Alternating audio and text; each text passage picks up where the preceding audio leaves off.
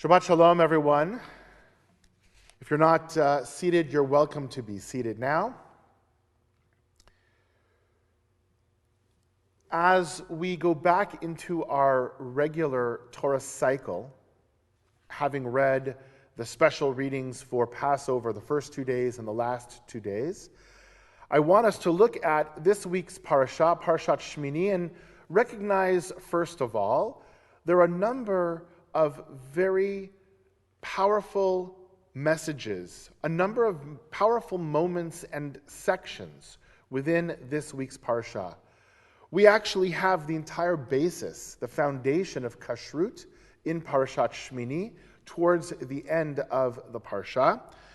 We begin the parsha, however, with a story that talks about the rededication of the altar, the rededication of the Beit HaMikdash, of the tabernacle that was in the desert. This follows the sin of the golden calf, and this is an opportunity for celebration.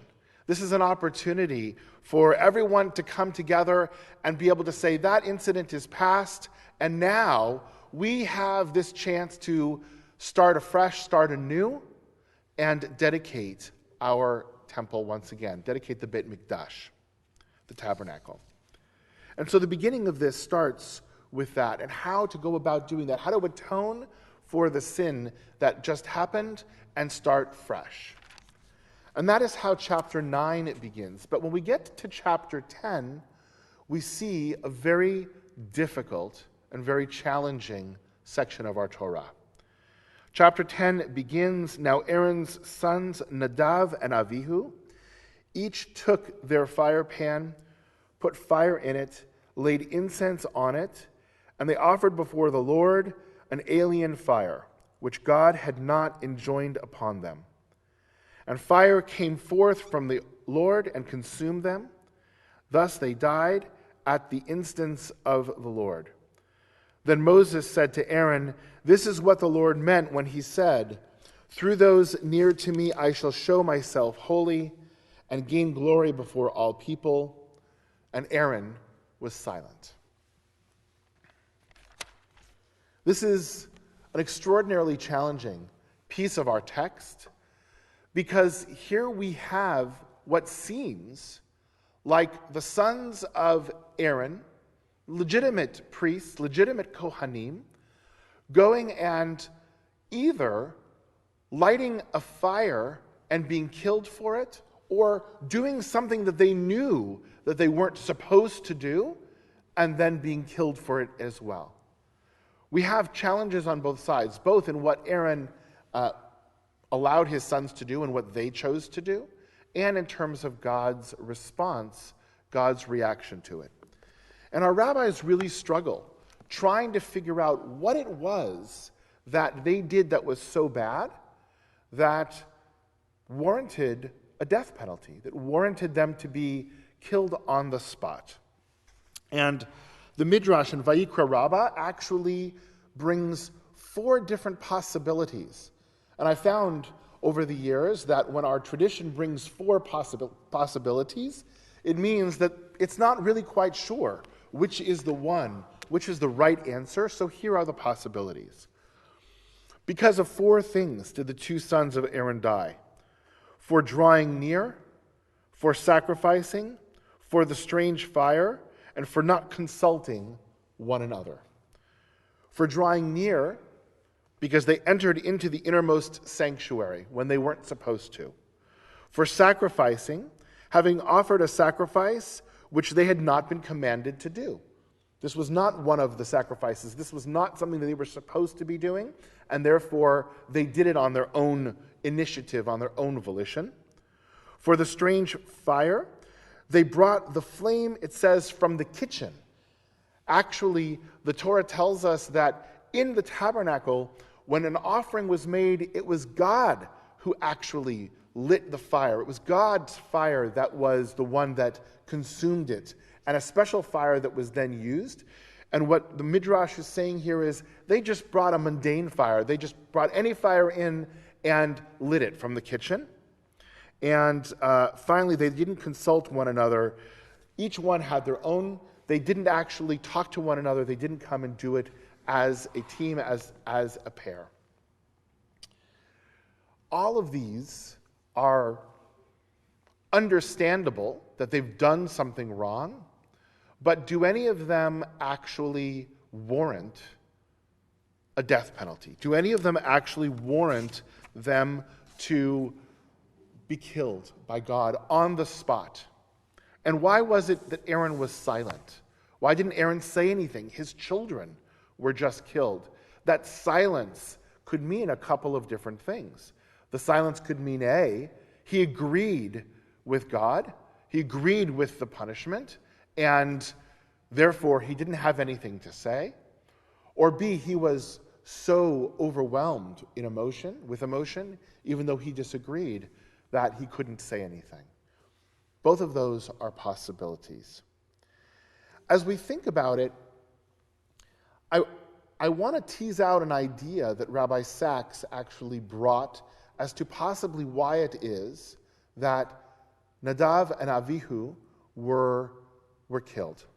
And it has to do not with their actions as just human beings, but frankly with their actions as leaders and as representatives of the people.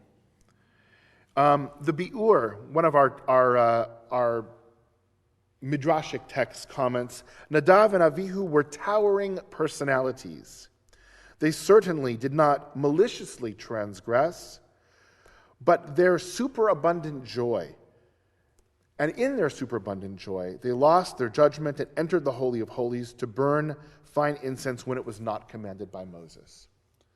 So, the first layer of this that we're bringing is that they didn't do it out of maliciousness. According to the Biur, they were actually trying to do something good. They were so excited. They were so impassioned by the fact that they were now able to offer these offerings once again after the sin of the golden calf, that exuberance just overtook them, and they ran in headlong into a place where they weren't supposed to be.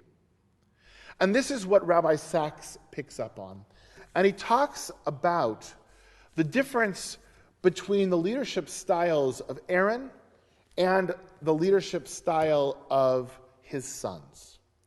And to some degree, this applies to Moses as well. He talks about the difference between reluctance and impetuousness. Aaron, as the leader, as the priest, was reluctant, as was Moses, to go in and to start to do what it is that they were supposed to do. We know the story of Moses. He had reluctance when God chose him. But Aaron, too, has a similar story of a little bit of hesitation on his part. How is it that he could be the Kohen Gadol, the high priest for all of these people, especially when he was involved in the golden calf? He was involved in all of that was happening. How is it that he was going to do it? He had that humility, he had that reluctance that made him ultimately take a step back and think about what it was that he was going to do and make sure that he did it with care. Nadav and Avihu, on the other hand, didn't have that. They acted out of spontaneity. They acted out of this impetuous moment of saying, wait, we're Kohanim. We can go, we can offer these offerings. In spite of the fact that nobody had told them to do that, in spite of the fact that they didn't talk to their father to find out if this was something that they should have done, in spite of the fact that they didn't have the proper means necessary in order to do it properly, and in spite of the fact that they forgot that they weren't doing it just for themselves, but they were responsible for their entire community. They were there as shlichim.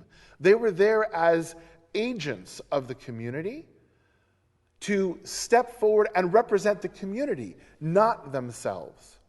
And the community needed not the spontaneity and the impetuous nature of Nadav and Avihu, but rather they needed something, especially after the golden calf, that was more measured, that was more thought out, that was able to take the community from a place of tragedy to a place of joy.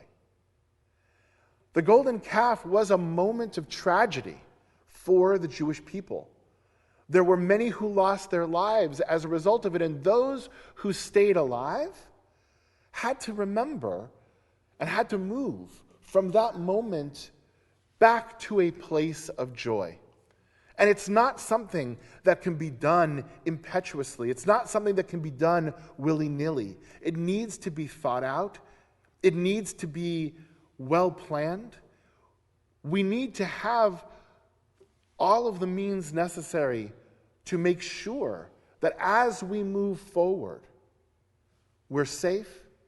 As we move forward, we do so in a way that is appropriate and proper.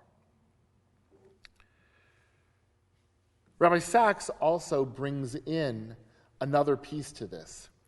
And he talks about the fact that Moses, on the contrary, had a lot of moments of spontaneity.